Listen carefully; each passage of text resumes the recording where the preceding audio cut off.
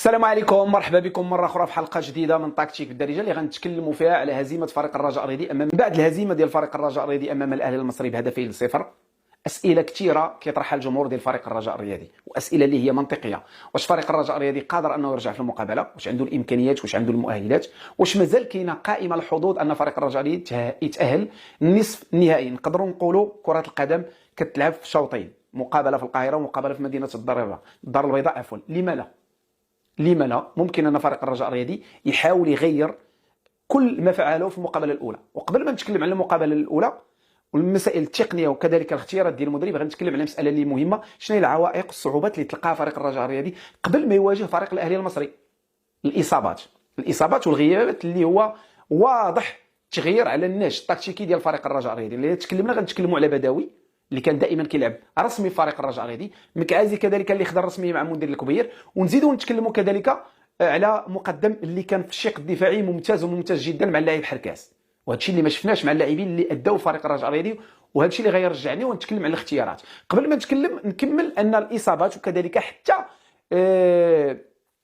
الجاهزيه البدنيه ديال حافظي وكذلك الزرهوني اللي ما خولت اليومش انه يلعبوا المقابله كامله. اذا عوائق كثيره اللي تلقاها فريق الرجاء الرياضي، صعوبات كاينه ماشي ما كايناش، ولكن الاختيارات ديال المدرب حتى هي يساءل عنها وكانت فيها اخطاء اللي هي كثيره. ما يمكنش نحاول نحط ظهير ايمن بدنيا ما وجدش، ما كانش كيلعب مقابلات كثيره، ما كانش كيزاول بالجانب ديال حركاس اللي كان مولف دائما لاعب بدوي، وكنت ممكن نحط لاعب في الجهه اليمنى كلاعب بولكسوت لانه لاعب سريع ممكن ياخذ تقريبا نفس الوجهه اللي كيلعب بها البدوي يقدر يلعب بها بولكسوت. اذا الاختيار بالنسبه لي انا فالاختيار كان خاطئ، وكيتحمل فيه المسؤوليه المدرب بشكل اللي هو كبير.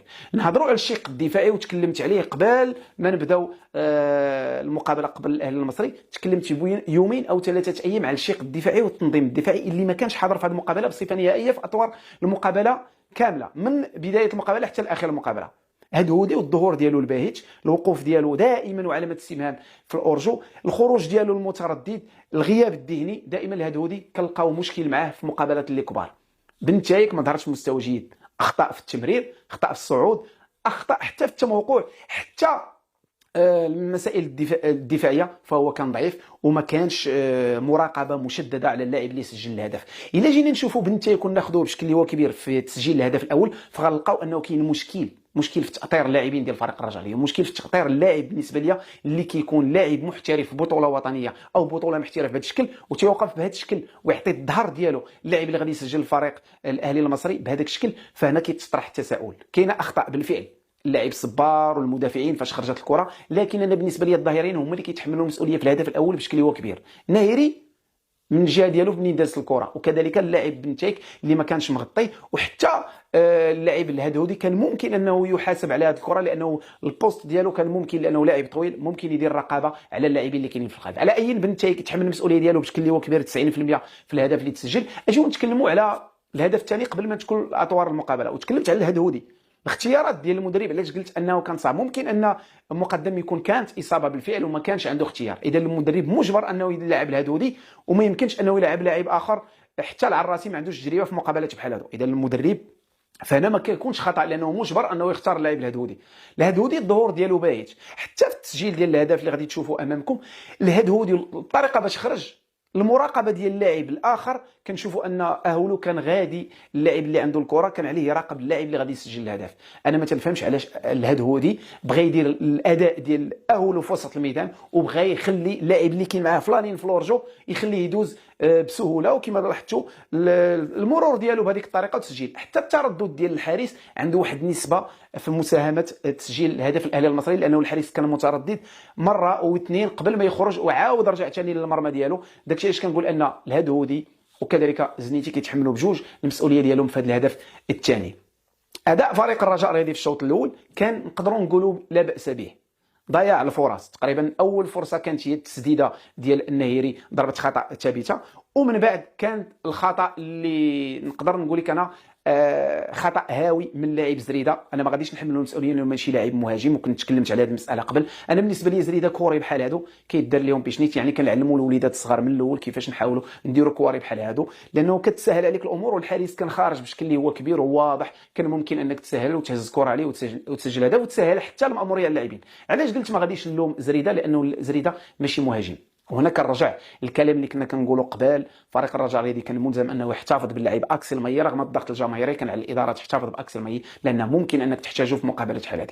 لا اللاعب خابه ولا اللاعب بن جديده ولا اللاعب رحيمي اداو بشكل كبير في الجانب الهجومي، ما عدا اللاعب خابه نقدروا نقولوا ماشي مهاجم صريح، ولكن كيأدي على الاقل الادوار ديالو الهجوميه. فريق الرجاء الرياضي ذهنيا ما كانش محضر بشكل هو كبير.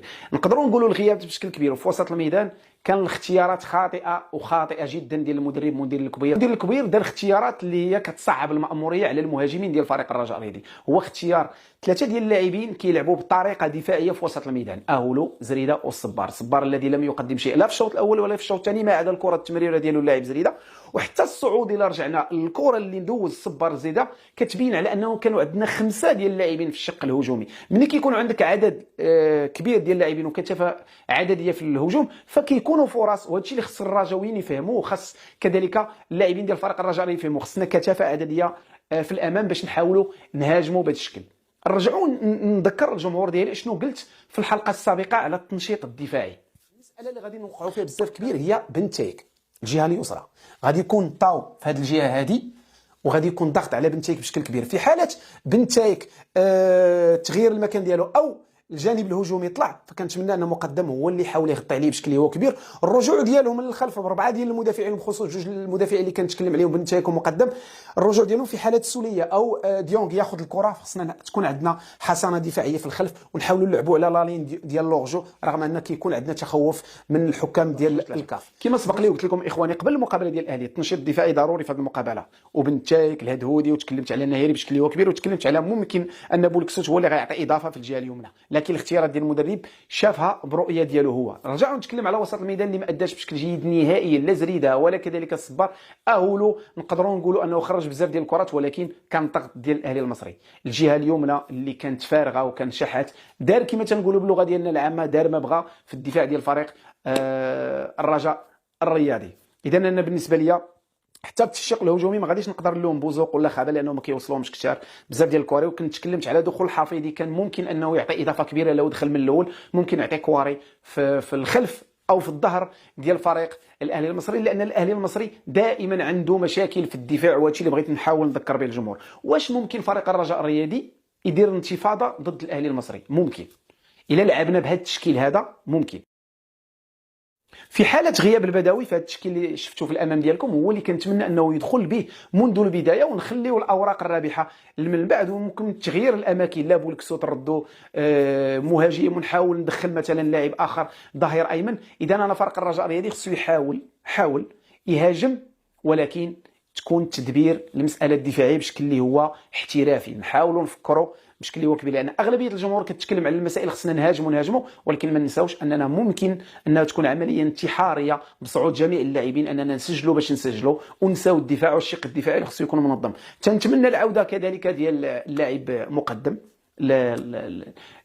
مزاوله النشاط ديالو الدفاعي مع حركاس، كذلك وعوده بدوي ان شاء الله. لما لا؟ الا ما رجعش بدوي تنظن انه صعيب انه يرجع بدوي في هذه الحاله. ممكن بولكسوت نستعنوا فيه ظهير ايمن، وسط الميدان يكون كما قلت لكم اهولو مع زريده وحافظي، زرهوني بوزوق وكذلك خابه. يكون الشق الهجومي كامل، لان حافظي كيعطي بزاف ديال الكواري في الامام. اما بالنسبه للمساله الدفاعيه فتنعاود ناكد الكلام ديالي، الى لعب مقدم مع حركاس فغادي نلقاو تنشيط دفاعي، ممكن انهم يسهلوا الماموريه على اللاعبين وسط الميدان ويخرجوا الكره.